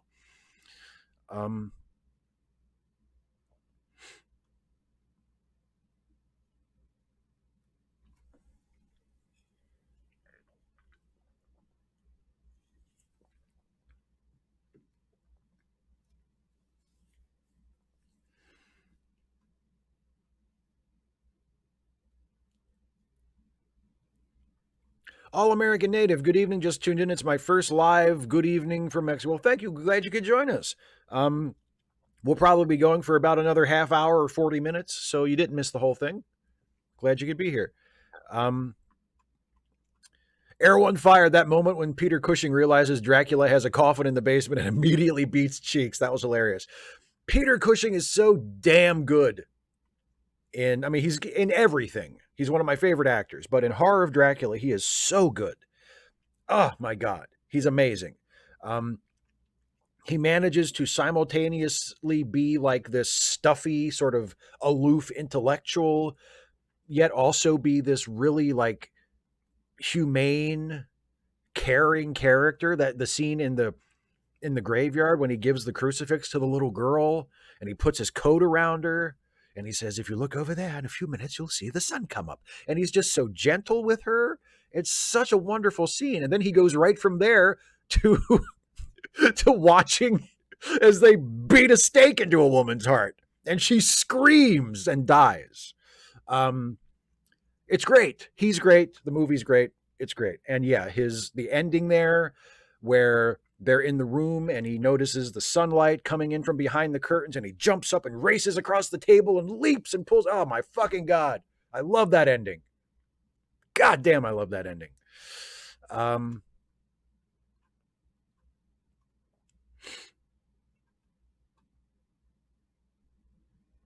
Yeah, Gedrin Y, I agree. Star Trek: The Motion Picture was trying to do 2001: A Space Odyssey. That's my biggest problem with it, is that it feels like it's Roddenberry trying to do a 2001 version of Star Trek, which indicates that he was taking it too seriously. Because, as I'm sure you all know by now, I love Star Trek. But to me, in my opinion, Star Trek works best when it's done a certain way with a certain tone. And there's a broad range within that tone. It doesn't all have to be the very same, but something as aloof and detached and self-serious as 2001, which is one of my favorite movies. I love 2001, but that tone for me does not really allow Star Trek to play to its strengths. And I feel like that was one of the big problems with the motion picture, is that it was trying to be too much 2001 and not Star Trek enough.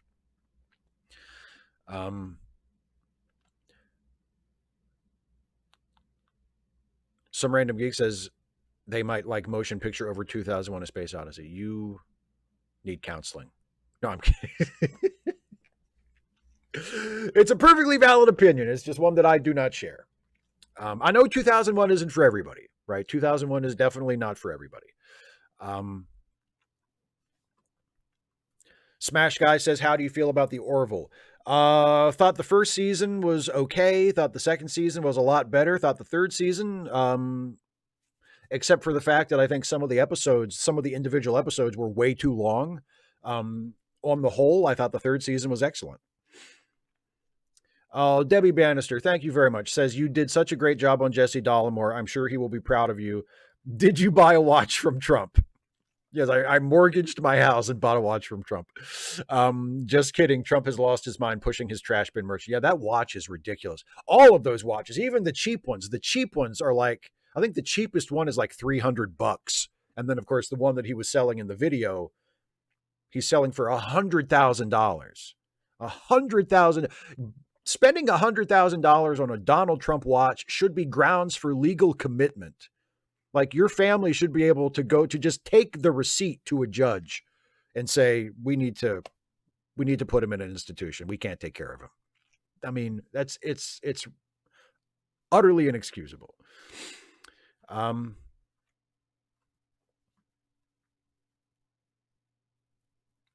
John Brucala says, just started listening through the Ensign's log a few weeks ago. You and Jason turned several episodes into comedies, and I don't think I'll ever be able to watch Trek the same way again. Well, I hope that's in a good way.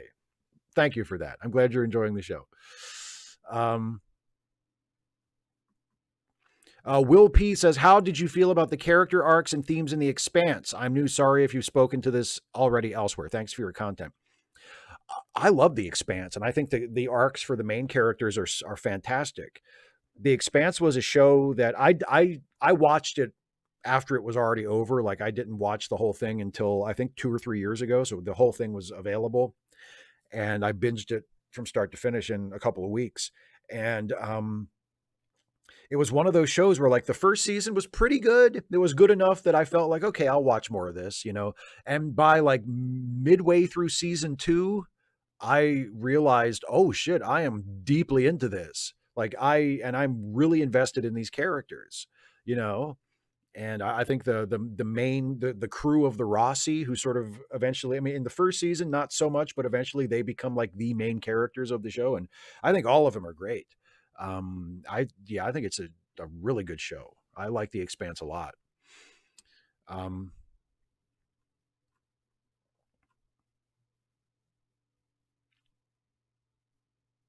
Carrie Louise Henderson says Trump getting a second term will be a disaster for the world. I'll second that. To say he is inept is putting it mildly, but I hope Keir Starmer doesn't invite him over. Well, I hope he won't have any occasion to. I hope when the prime minister decides to invite the president of the United States over, it's President Harris that he's inviting over. Air One Fire. I came up with my own character. Seriously. I like that. What's his name? Seriously? Yeah, seriously. What's his name? Oh, and Carrie says, are you going to keep doing MacGyver videos? Yes, absolutely. Yes, I am. When I have time, like not on a regular schedule, but I've for a while there, I was trying to do at least one every other month. And then I think I didn't do one for longer than that for a little bit. And then I just did one not too long ago. So I love doing the MacGyver videos. They don't get huge amounts of views, which sucks. Otherwise I would be motivated to do even more of them. But yeah, I'm probably never going to stop doing them because I love MacGyver and I love talking about MacGyver. And I think they make funny, entertaining videos. Yeah, Kara, he's hawking watches. Joe McClory says, honestly, I think 2001 was kind of up its own butt too much as well. Great cinematography demo and an excellent 20-minute Outer Limits episode about Hal that doesn't really hang together. I know a lot of people feel that way. I love 2001. I love the whole thing from beginning to end. I like the pace of it and the slowness of it and the fact that it doesn't hand you anything, you know. You just have to watch and pay attention and kind of be absorbed by it. And, you know, a lot of people don't feel that way about it, and that's fine. You know, it's not everybody's cup of tea. It's a matter of taste, but I really, really like it.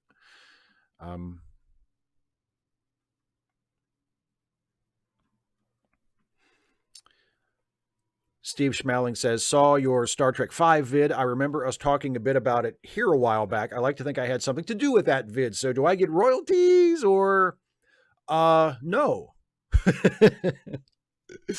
No, because like there's nothing in that video that I say that I haven't thought about Star Trek 5 for a very long time. I wasn't consciously thinking of our conversation when I wrote that, but I mean, I'm sure there was something that we talked about that was rattling around in there. Yeah. But yeah, I've always felt that Star Trek V is a bad movie that gets too bad of a rap. Let's put it that way.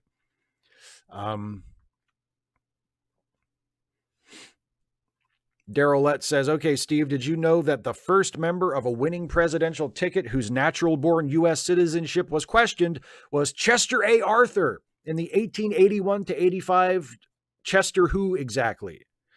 I didn't know that. But since you mentioned Chester A. Arthur, that reminds me, has anybody watched the Wyatt Earp documentary on Netflix? The new one, Wyatt Earp and the Cowboy War? It's not bad. It's all right. Ed Harris is the narrator, and boy, it really leans on Ed Harris as the narrator. There's so much narration that often it's like you're watching an illustrated podcast. Like there's typical documentary stuff. There's reenactments and there's interviews with authors and historians and stuff to tell the story. But the plot of the documentary is really moved along by Ed Harris's narration, and he is narrating constantly. And it's like you're watching a podcast. You know what I mean? Like you could close your eyes and you'd still be able to follow it because Ed Harris is literally telling you everything that's happening. So that's a little odd for a visual medium, but he does a good job. And the reason I bring it up now is in some of the reenactments, they have an actor playing President Chester A. Arthur. And the guy looks absolutely nothing like Chester A. Arthur. And it's not that big of a deal. And it doesn't I don't like the documentary less because of that. Because he's basically just a placeholder. It's just an illustration to show you like, here's Chester Arthur doing some shit. Like it doesn't need to be an exact resemblance to the actual president. That's not what's important. But I mean, at least when with the actors who play the Earps, they're at least in the ballpark, like the guy's not a dead ringer for the real Wyatt Earp, but you can tell what they're going for. The guy playing Chester A. Arthur, he doesn't have a mustache. He doesn't have sideburns. He doesn't look anything like Chester A. Arthur. He's not like, he doesn't read as being in Chester A. Arthur costume at all. He's just a guy. Like he's just a nondescript, clean-shaven, middle-aged white guy. Like he could be anybody. And it's just hilarious how little effort they put into their Chester A. Arthur actor. It's like the guy they hired couldn't make it that day. Like he got, the original Arthur got COVID or something and couldn't come to work. So they had to find somebody. And they're like, oh, fuck, who's available? You there. You look like you're about his size. Put on the Chester A. Arthur clothes and get on the set. It's ridiculous how un-Chester A. Arthur-like the guy looks. It's hilarious. Oh, hey, Dana. Dana stopped in. We're at places. Oh, boy. It's almost time. Break a leg, as I said already.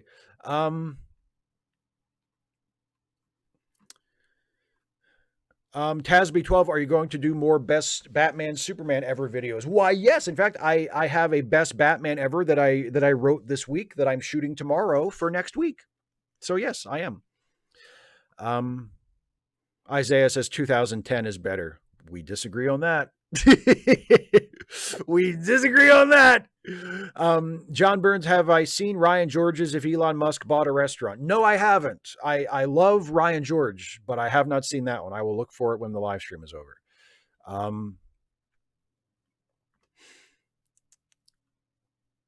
Steve Schmeling says, Star Trek V was the first Star Trek I saw in the theater, so as bad as it was, it has a special place in my heart. Yeah, that makes sense to me. I can understand that. Super chat from Kirok, at least you and I agree Star Trek II is the best. Yes, we have both gone out on a limb and said that Star Trek II is the best Star Trek movie. We're like the guy in the Norman Rockwell painting who's like bravely standing up at the town meeting to make his statement, right? That has turned into a meme. That's us when we say, I think Star Trek II is the best Star Trek movie. How brave. How brave of us to make that stand. 255 AD says, suppose you adopted as a puppy, expecting a small dog, then 4 months later you find out it's actually a foxhound. Would you keep it? Yes, I would keep it if I possibly could. It's not the dog's fault. It's my responsibility. It's my dog. I accepted the responsibility for the dog. So I'm going to keep it. Yes, of course. Um, do, do, do.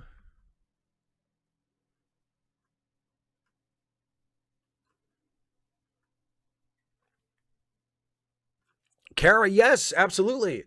Yes, Ike Clanton took Wyatt Earp to court. They cover that in the documentary. That's a part of the story that isn't really talked about much. Usually, like the movies that dramatize the conflict between the Earps and the Clantons that sort of center on the gunfight at the OK Corral, they don't mention the courts. They don't mention that the Earps were charged with murder or that kind of thing.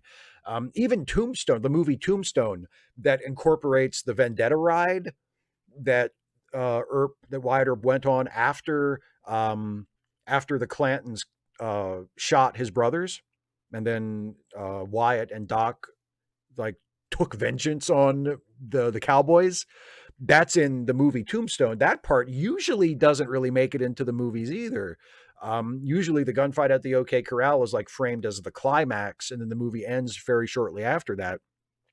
In Tombstone, the gunfight happens, and then there's still a good bit of the movie left, and you see some of you see dramatized versions of some of what happened afterwards. But even in Tombstone, there's no mention of the legal side of it, and I don't think there is in Wyatt Earp either. The Kevin Costner movie. It's been a long time since I've seen Wyatt Earp, and it's not a good movie, and it's a long ass movie. It's a ridiculously long, way too long. But even that, I don't think the trial is in there, is it? I may be forgetting. It's been a long time since I saw it. Um,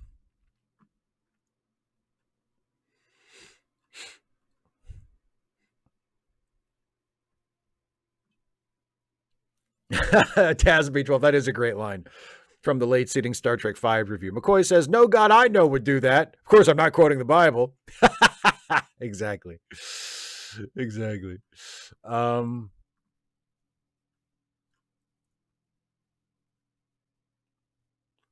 aw. I'm glad that you're still watching, Dana, even though you can't hear me. 255 AD says 2010 has a plot. 2001 is not a plot driven film, so 2001 doesn't need a plot. Um,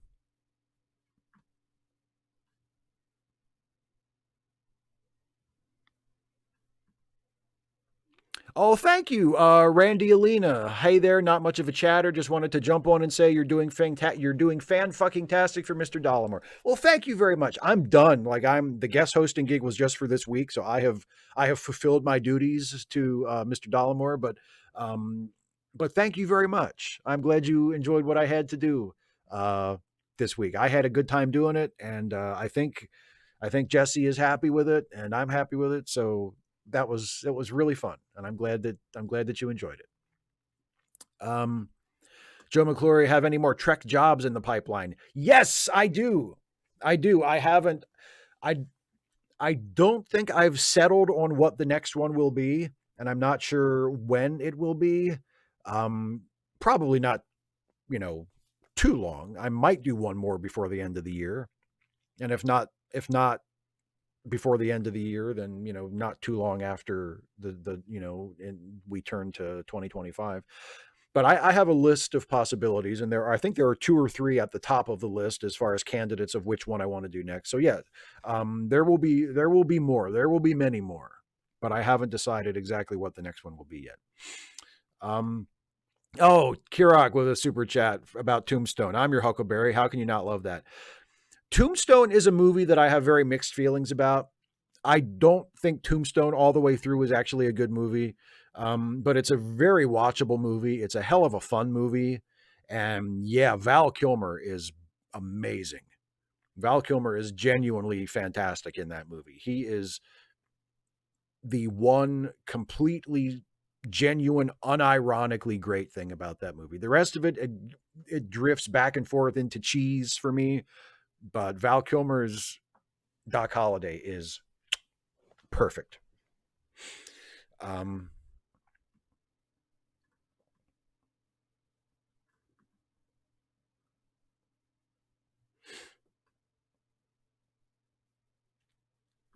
Dragonfire Gaming says, I wish people who outwardly promote hate speech would face harsher consequences, but it's probably hard to do without restricting speech too much. How would you think of handling this?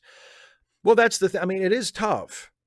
And I think you would have to write laws to be very specific, and then you would have to have judges that could be trusted to interpret the law in a way that was fair, so that someone who was genuinely promoting hate speech that harmed other people and was doing something that needed to be stopped could be held accountable. But people who were expressing their free speech and maybe expressing it in a way that was offensive to people or that wasn't popular, but was not actually causing active harm to people, that would be allowed, as regrettable as it might be. Like it's such a fine line to walk. You would need to write a law in such a way and have judges thoughtful enough and educated enough on the subject, and civic minded enough to know, how to navigate that. It's a really tough issue, but it's not I don't think it's the sort of thing where we can just say, well, free speech, you can't do anything about it. Like, there are times when something should be done about it, but we need to be very careful as to how we go about that.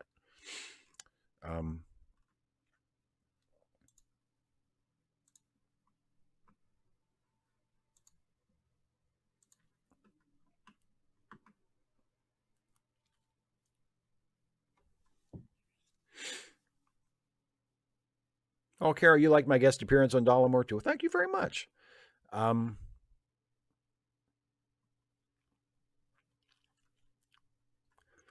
Air One Fire says, I watched for a few dollars more this week, and I was surprised that Lee Van Cleef's character was an actual person. Great ending to a pretty good movie. Yeah. We talked about him a little bit when we reviewed High Noon, because he's in that. He doesn't really say much, but he's there. And if you know him, you're like, hey, it's Lee Van Cleef. But yeah, he does have more substantial roles in other films. He was great. Lee Van Cleef was great. Super chat from Harry Behemoth. Thank you very much. There are DC characters other than Batman and Superman. How about videos about Guy Gardner, Blue Beetle, Booster Gold, Mr. Miracle, and Gnort? Well, I mean, I think that would be great. I'm not going to make those videos because I have nothing against those characters, but I'm just not as interested in them, and I haven't read or watched nearly as much about them. I'm much more of a Batman, Superman guy. So when I have time to make a comic book video, I'm probably going to make it about Batman or Superman, because that's where my frame of reference is. Those are the two superheroes that I care the most about, that I have the strongest opinions about, that I feel like I have the most cohesive take on critically. So they're what I'm going to talk about, but if other people want to make videos about Guy Gardner, I think that's great. It's just, I wouldn't have anything to say about Guy Gardner because I've never really paid much attention to him.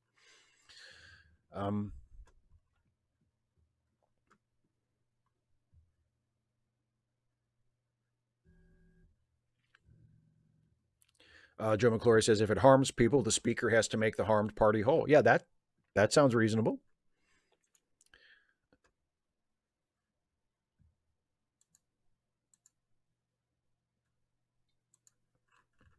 Super chat from Kirok.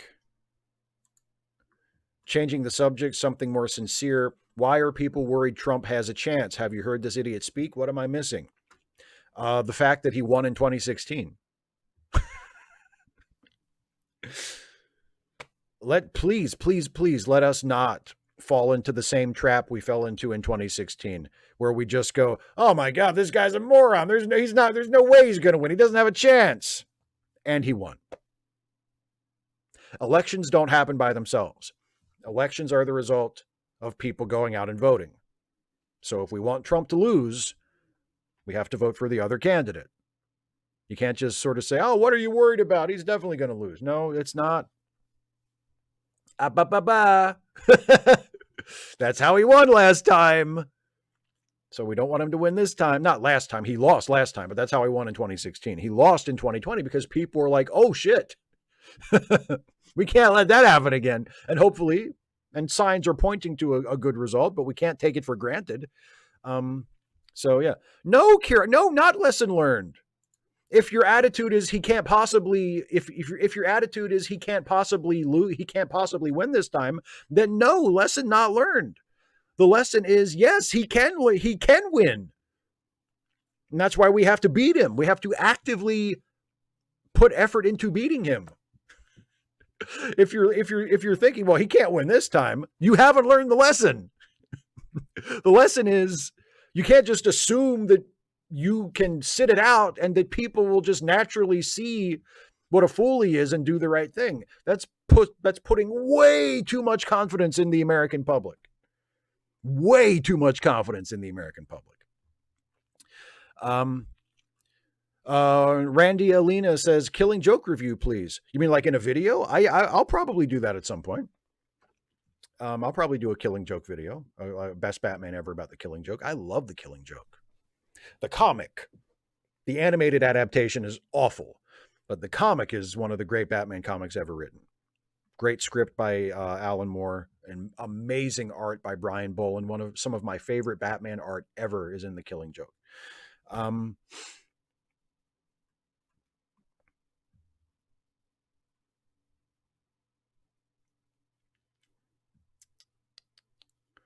Let's see. Dave Marula says, do you like Spider-Man? Yes, I do. Yes, I do. Let me go back and find your last comment, 255 AD. Would you do Starfleet Barber, or would you be worried or offending people with blue face?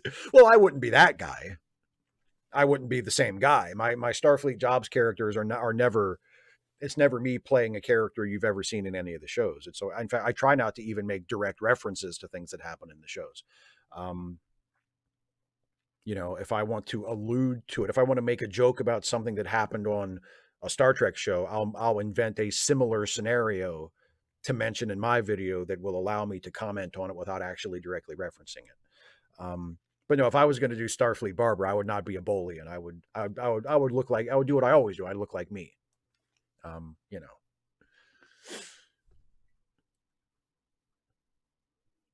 Kirak 2011 already voting Harris, but should I be afraid? I mean, you shouldn't be like hiding under your bed, but you shouldn't be absolutely positive that he's going to lose because he won in 2016. It's not impossible that he could win. I think our chances are very good. Like, I'm very optimistic about the election. I'm very optimistic about the way things are going, but we also, it's like they say on Twitter, like the activists in the campaign say, all gas, no brakes until election day,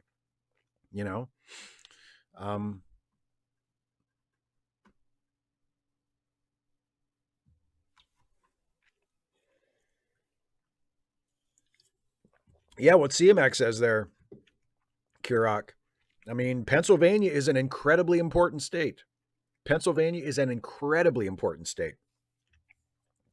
And I mean, if Trump wins Pennsylvania, that doesn't mean that Harris can't possibly win the election. Like, losing Pennsylvania will not be the end of the world, but it's going to be a hell of a lot easier to win the election if we win Pennsylvania.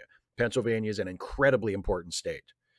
So, and the fact that Trump is, the fact that it's even close should tell you something. So yeah, it is not a time to be like, well, he can't possibly win. No, don't even think that.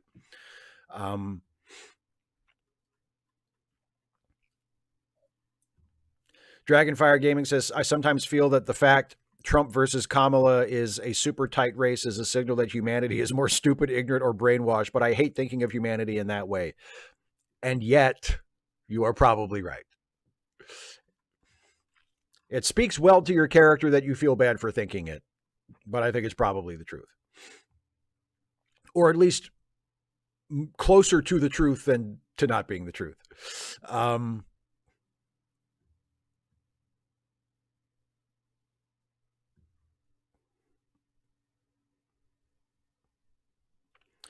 Philip, I don't think there are similar, or there might be similar laws in certain jurisdictions about sharing a picture of your ballot. I don't think there are, though. I mean, I don't think there are where I live. I think the right to a secret ballot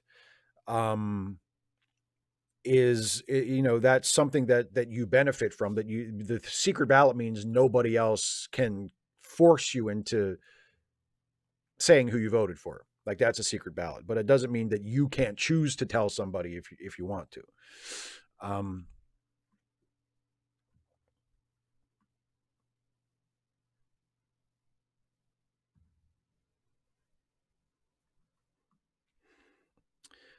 Um, Shanna Emerson says, what can we do about getting Fox News and other misleading information off the air and internet? I don't know if we can do anything about getting it off the air, or off the internet. I think the best we can do is to try and counteract it, to try and push back against it.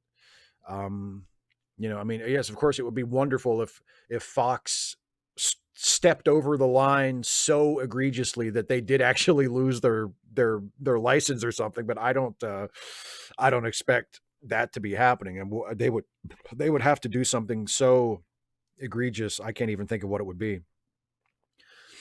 John, when did I say the United States encompasses all of humanity? I didn't say that.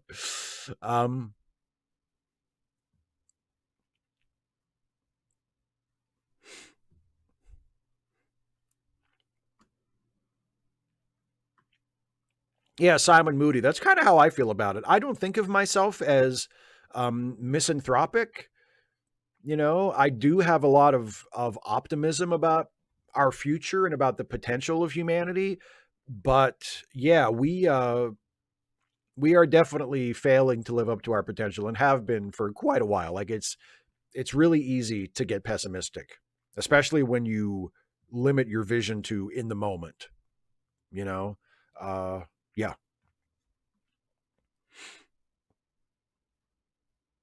Oh, Isaiah, shit. Well, I'm glad you missed it. Isaiah says, we in Tallahassee were almost destroyed by this hurricane. 10 miles was all that separated us from complete and total disaster. Well, I'm glad you had that 10-mile separation. Whew. That's a close call. Um,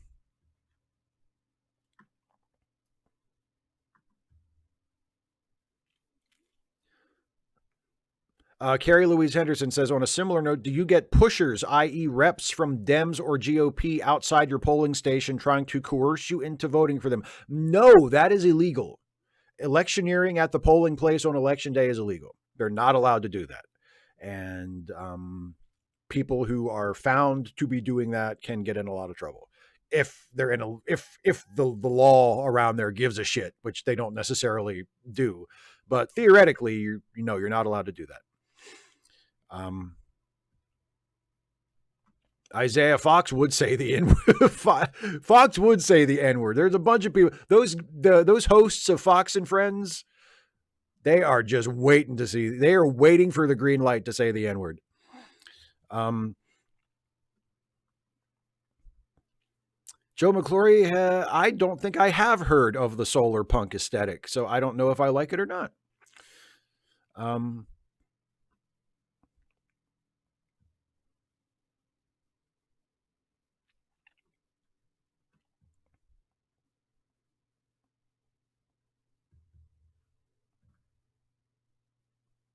Yeah, Dave Marula says ballot selfies are legal. The laws against it were meant to prevent vote stuffing and voter intimidation. So there you go. Harry Behemoth says, you've really never read any of the late 80s, early 90s Justice League International. No, I have not, actually. I have not.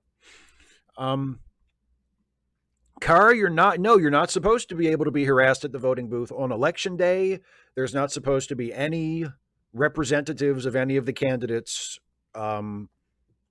jockeying for votes. No, you're supposed to be able to just go in and cast your vote and not be hassled by anybody from any political campaign. That is the law. Yes, some random geek. Thank you very much, and it is just about time to start wrapping this up. So yeah, geek reminds us that yes, this weekend is the patron member hangout this Sunday at noon Eastern. Absolutely. 255 AD says 538 puts it at 56 to 44. Think that's optimistic or pessimistic? Like, if you were going to give your own percentages, what would they be? I can't give percentages. I have no basis for that. I have no idea. It's probably a little optimistic, but I mean, I don't know. I mean, And actually, I mean, if 56 to 44 is the the likelihood that Kamala will win versus the likelihood that Trump will win, that's not as you know that's not as lopsided as it sounds. Like 56 to 44 is a pretty definitive like popular vote victory. But if those are just the odds, if it's saying there's a 56% chance that Harris will win and a 44% chance that Trump will win, that's pretty close to even odds, or at least close enough to even odds that we should not be relaxing. Um, I'm willing to assume that it will be close, but I'm optimistic about our chances. Voices in Espanol. Will I be happy if Larry Hogan wins? Fuck no. Fuck Larry Hogan. Fuck Larry Hogan. I voted for Angela also, Brooks, and I proudly did. And the most recent polling I saw has her way out ahead of Hogan, so fuck Larry Hogan. Fucking looking like walking around in the real world looking like a fucking Wallace and Gromit character. Fuck him. Fuck him. I hope he loses so bad we never see his fucking face again. So no, I will not be happy if Larry Hogan wins, and hopefully I won't have to deal with that. Nor will my fellow Marylanders. Oh no, I'm not Steve Schmeling. I am not losing interest in MacGyver videos. Trust me. I'm not sure when I will get around to the Bigfoot episode, but no, there's no danger of me losing interest in the MacGyver videos. No, I'm going to be keep doing those. Yeah, CMAC, that's what I thought too with 538. That's how they're doing it this time. Those are the odds. Yeah, it's leaning in the right direction, but it's not, I mean, it's still close enough that we need to worry about it. So please, let's not get comfortable.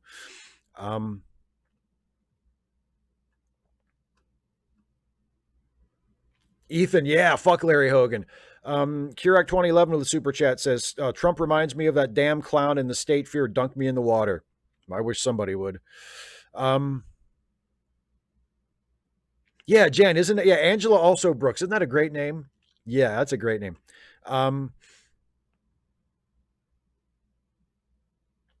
Yeah, Harry Behemoth. The thing that pisses me off about Larry Hogan was our governor in Maryland, and he's a Republican, and he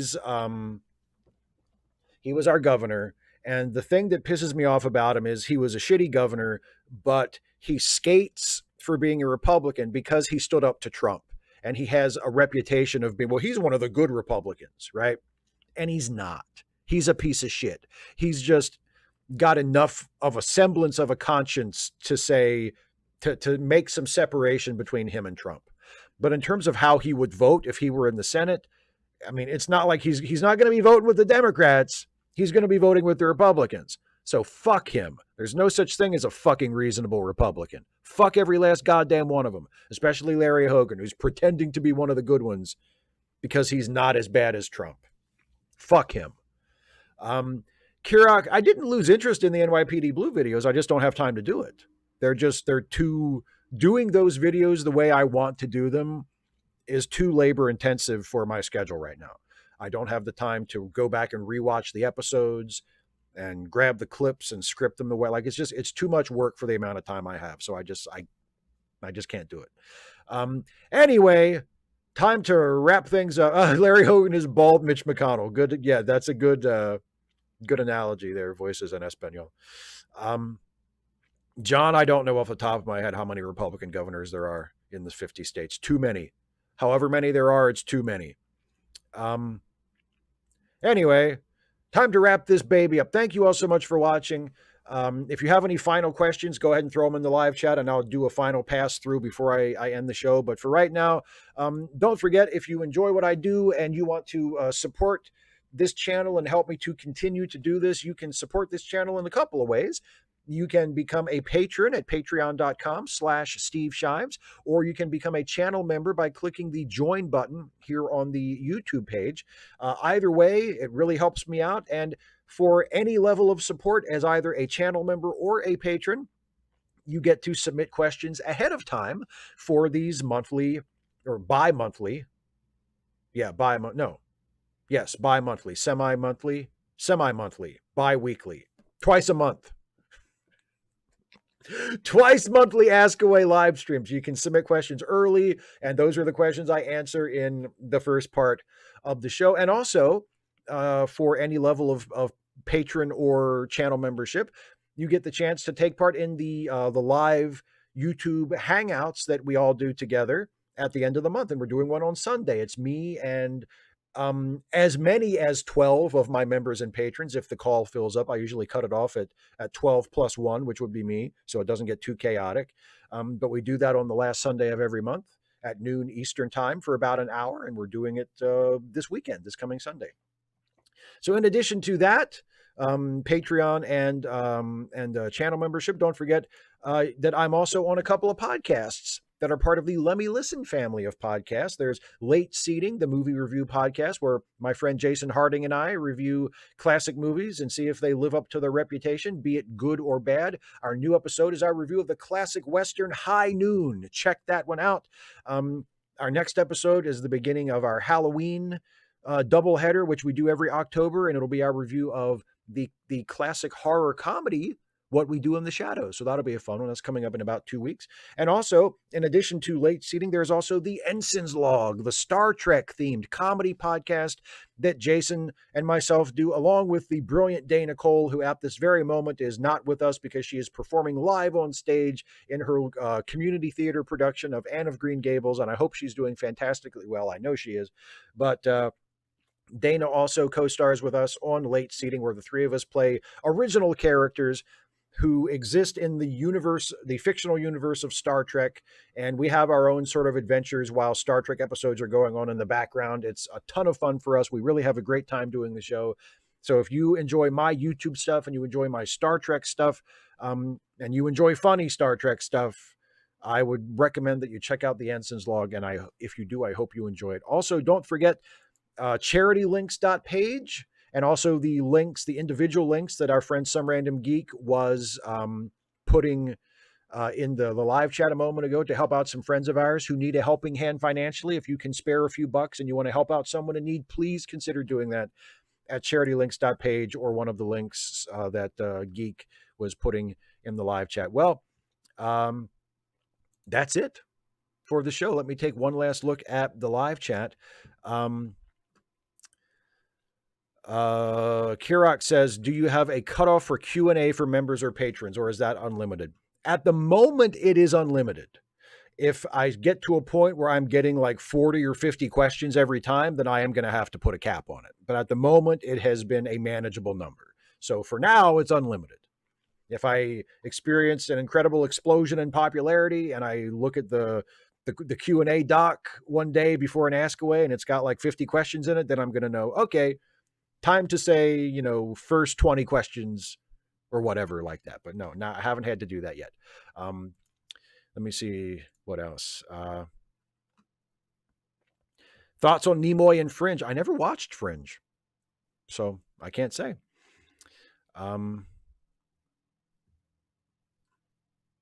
CMAC, yes. All U.S. citizens, make sure you're registered and vote blue. Please, please, please. Please. Please. All right. I believe that'll do it.